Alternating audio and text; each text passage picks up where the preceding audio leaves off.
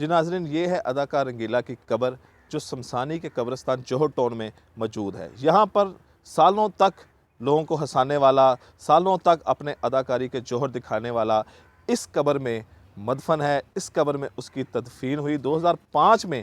जब अदाकार रंगीला उर्फ सईद अहमद खान उर्फ रंगीला की वफ़ात हुई तो उनको इस कब्रिस्तान में दफन किया गया। ये उनकी कब्र है। कब्र की हालत आप देख सकते हैं कि अच्छी हालत में है। लगता है यहाँ पे सुबह कोई आया है जिसने यहाँ पर फूल फेंके हैं, लोग यहाँ पर आते हैं।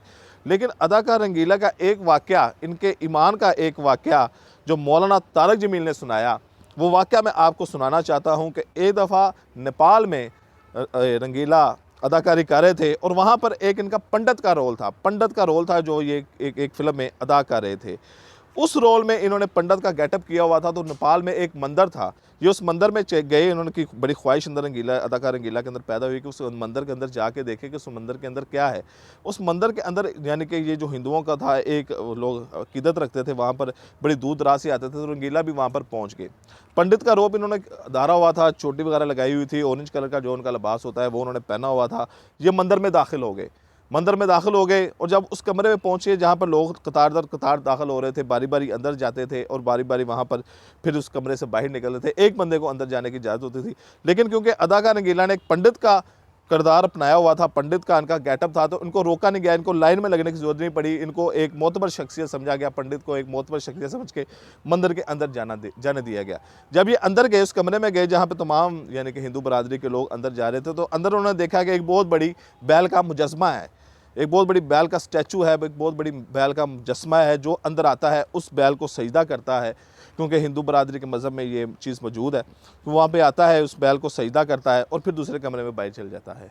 अब जब रंगीला अंदर दाखिल हुआ तो रंगीला ने देखा कि जो आ रहा है इस बैल को सजदा कर रहा है। तो रंगीला बड़ा परेशान हो गया कि अब मुझे भी इस बैल को सजदा करना पड़ेगा, अगर नहीं करता तो मैं पहचाना जाऊँगा कि मैं यहाँ पर मुसलमान हूँ। और मुसलमानों की वहाँ पर दाखिला बंद था, उस मंदिर में मुसलमान दाखिल नहीं हो सकता था। वो हिंदुओं का नेपाल में एक बहुत ज़्यादा मुकद्दस यानी कि उनकी जगह थी, मुसलमानों का वहाँ पे दाखिला बंद था।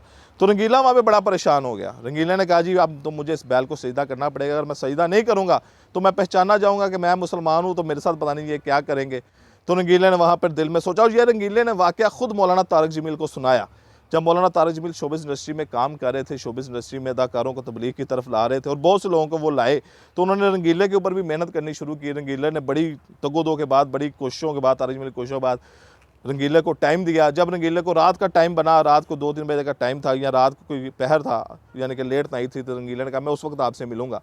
तो तारक जमील ने कहा ठीक है, मस्जिद में ये टाइम तय हुआ था। तो रंगीला रात के आखिरी पहर जब मौलाना तारक जमील को मिलने आया, वो मौलाना तारक जमील के और भी साथी वहाँ पे मौजूद थे, तो ये वाक़या रंगीले ने खुद तारक जमील को सुनाया था और तारक जमील ने आगे ये अवाम को सुनाया था कि जब रंगीला वहाँ पे फंस गया, उसने कहा जी अब मैं क्या करूँ, अब अगर मैं यहाँ पे सजदा नहीं करता बैल को तो मैं पहचाना जाऊँगा।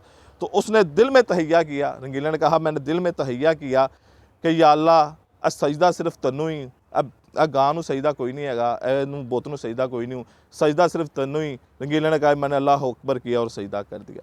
ये रंगीले के ईमान का निशानी थी कि उस रंगीले ने जिसने सारी ज़िंदगी अदाकारी की, सारी ज़िंदगी उसके बहुत से स्कैंडल में निकले, वो से भी हुए, अल्लाह ताला उसकी मग़फ़िरत फरमाए।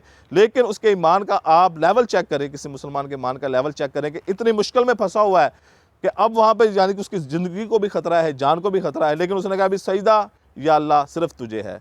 दुआ है कि अल्लाह ताला रंगीला की मग़फ़िरत फरमाए, इसके कब्र की मंजिलों को आसान फरमाए, इसकी लग़ज़ियाँ, गलतियाँ, कोताहियाँ, नादानियाँ, नाफरमानियाँ माफ़ फरमाए। इसकी कब्र है, इसकी कब्र की आप हालत देख सकते हैं, संगे मरमर से बनी हुई है, साफ़ सुथरी हालत में है, नगुफ्ताबे हालत में नहीं है। यहाँ पे किसी ने आके फूल फेंके हुए हैं, फूलों के इनकी तुरबत के ऊपर फूल रखे हुए हैं। ये इनका कतबा लगा हुआ है मोहम्मद सईद खान रंगीला, ठीक है। 2005 में इनकी तारीख़ वफ़ात यहाँ पे लिखी हुई है, मई के महीने में ये फ़ौत हुए थे। कोई आना चाहे तो शमशानी का ये कब्रिस्तान है, बड़ा मशहूर कब्रिस्तान है, जौहर टाउन के इलाके में मौजूद है। इस कब्रिस्तान में आके अगर आप किसी गोरकन से पूछें तो आपको वो इस कब्र की निशानदेही कर देगा, इस कब्र तक पहुँचा देगा। इजाज़त दीजिए, अल्लाह हाफ़िज़।